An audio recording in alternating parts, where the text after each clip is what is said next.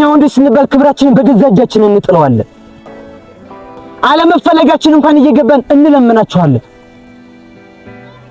እኛ ለፍቅር ብለን የራሳችንን ኩራት ዋጋ አስከፍለን እንዋረዳለን። ግን ሁሉም ነገር የራሱ የሆነ ገደብ አለው። ትሰሚያለሽ? እኔ የሰጠሁሽ ፍቅር እንጂ ለውበትሽ ባርነት አይደለም። ከኔ ሌላ ሴት የለም ብለሽ የምትንቀባረሪ ከሆነ በኩራትሽ ድብን በይና ሌላሽን ፈልጊ።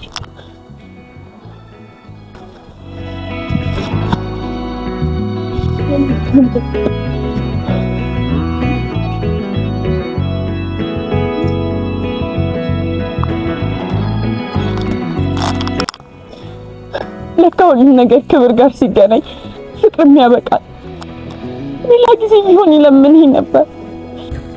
አሁን ግን በኔ ጨክኖ ስራውን መሄድ ችሏል።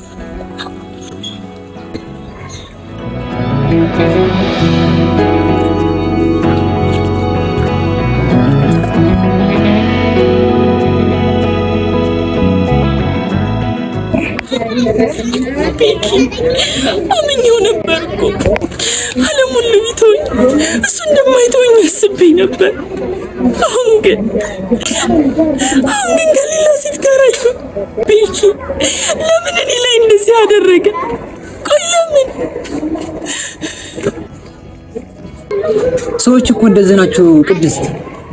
እኛ ስንፈልጋቸው ሳይሆን ስናጣቸው ነው የሚታዩት። እና አይዞሽ እሺ።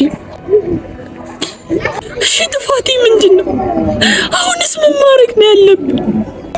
ቅድስቴ አንድ ነገር ልንገርሽ፣ ውድቀት ሲመጣ አትሰበሪ፣ ስኬት ሲመጣ ደግሞ አትቀባጥሪ። ህይወት ልክ እንደ ኳስ ናት።